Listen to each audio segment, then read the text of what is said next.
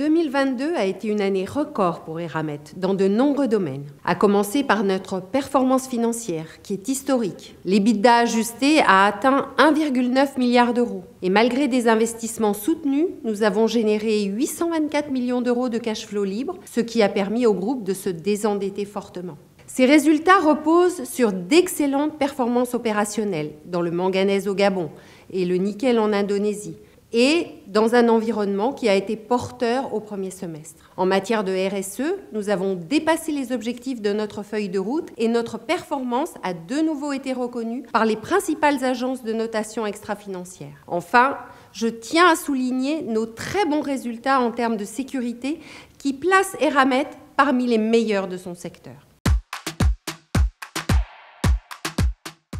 Eramet a la chance d'avoir des gisements parmi les meilleurs au monde.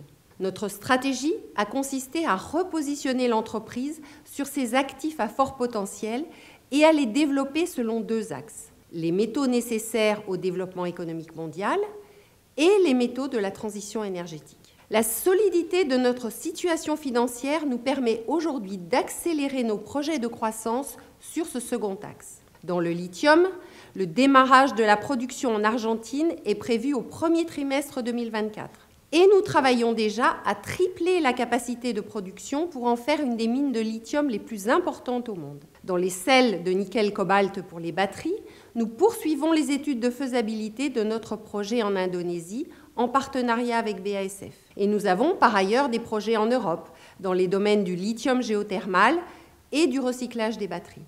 L'ensemble de ces projets illustre notre ambition, devenir un acteur incontournable de la chaîne de valeur des batteries, et ceci dans une démarche responsable, exemplaire. Et pour cela, nous pouvons nous appuyer sur une autre grande force du groupe, ses équipes engagées autour d'une raison d'être fédératrice.